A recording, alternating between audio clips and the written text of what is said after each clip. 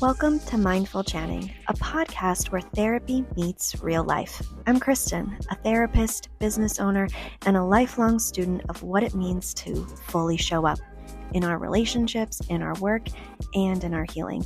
Here, we unpack mental health concepts, explore mindfulness tools, and talk through the messy, beautiful, in-between moments that shape us. Whether you're a fellow clinician, a curious listener, or someone navigating your own growth, this space is for you. Let's chat.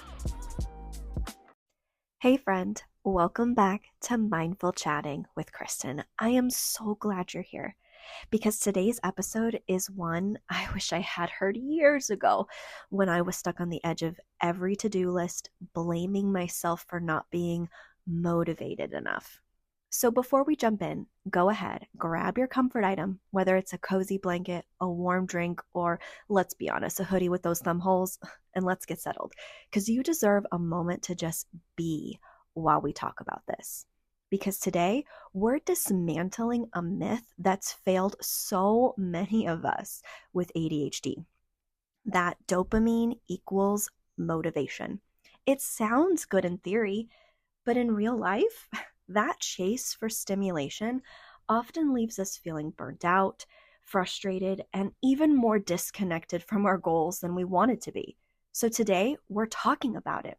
Why chasing stimulation doesn't always lead to productivity, and why that internal resistance isn't actually laziness, it's your nervous system cue, and how to create just enough momentum and those momentum loops to start, even when everything feels too big. And if you're thinking, yes, that's me, girl, then let's go there.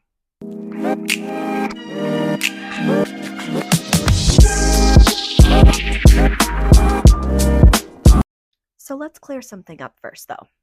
Dopamine is often misunderstood. It's not the motivation chemical that everyone's talking about. It's actually an anticipation chemical. It signals that something interesting or rewarding might happen, and it nudges us to pursue it. In ADHD brains, though, studies show we have lower tonic dopamine levels, the background hum of that reward sensitivity, and altered phasic dopamine spikes, the bursts we get when anticipating or experiencing a reward. But here's the catch. That doesn't always translate to motivation. Ugh, so annoying. But why? Because motivation isn't just neurochemical.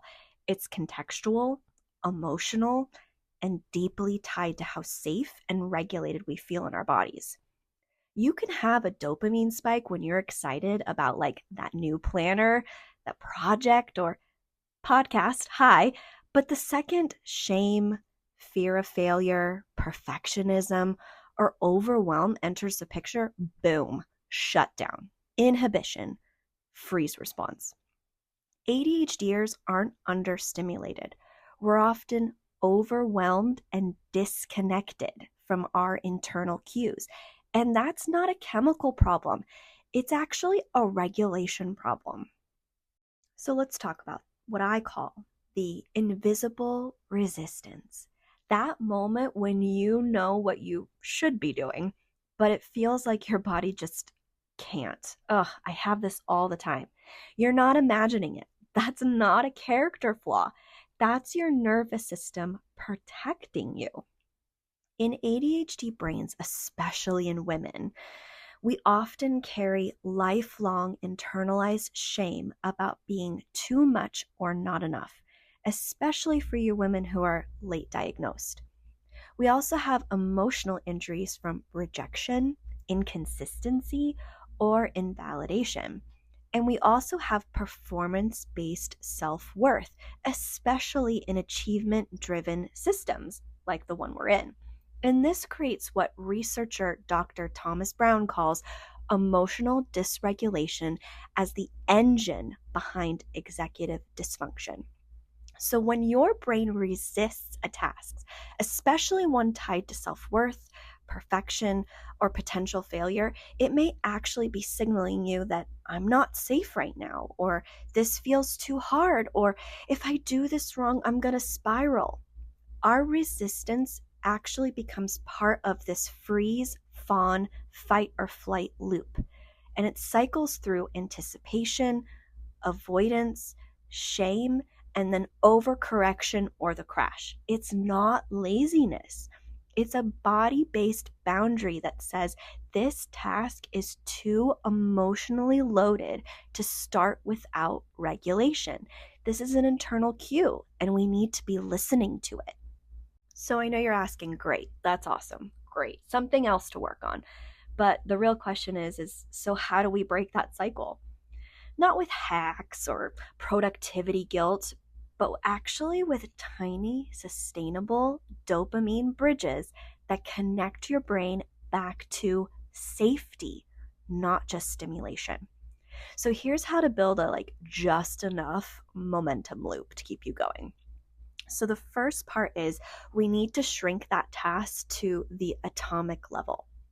Like just open the document, not write the paper, or put the trash by the door, not clean the house. This makes it feel less daunting and less overwhelming, and a task that, yeah, I can do that. The second part is we need to regulate before you initiate. So this could be like trying a 3-minute body reset. So you move, stretch, splash cold water on your face, take a big deep breath. This actually sends your brain the signal that I'm safe, we're here, we can do this, we got this. The next part is to use structured reward loops. So ADHD brains crave this closure. So give yourself visual or tactile cues. And this is where that dopamine hits when you checkmark, cross something off, post-it note move it, or that cup of tea after the micro task. Do not be afraid to reward yourself. And lastly, we have to narrate the win. We need to celebrate out loud, even if it feels super awkward. I did it. I started it. That counts. Your brain needs evidence that the loop is complete and safe. This isn't about forcing focus. It's about building safety into your start, because that's where the momentum lives, not in perfection, but in permission. So, if you've been blaming yourself for procrastination, paralysis, or never feeling motivated enough, here's what I want you to remember. You don't need more dopamine. You need more safety, more self-trust, and smaller entry points that honor your nervous system. You are allowed to relearn motivation in a way that actually supports your brain, not punishes it. So, before you go, next week's episode is one I've been sitting on for a while. I'm going to call it the female friendship loop. And we're talking about the unique emotional patterns of ADHD women in friendships, including why we overinvest, why we ghost, and how to repair ruptures without shame. You're going to want to bring in your tea and tissues for this one. And don't forget, we're getting ready to launch the ADHD Planning Stack pilot. If you're someone who's tried every planner, every app, or system and still feels scattered, this course was made for your brain and mind. And there's going to be more info coming very soon. And for my research nerds, I'll also be sharing updates from my ADHD dissertation study, including some early findings of social disconnection and loneliness in ADHD women. If you've ever felt like no one really gets it, this one is for you. And thanks for being here, friend. If today's episode gave you something to reflect on, share it with a fellow ADHD soul, or just take a moment to say to yourself, I'm not broken, I'm learning, and I'm allowed to do it differently. Until next time, stay curious, stay kind, and as always, be gentle with your mind.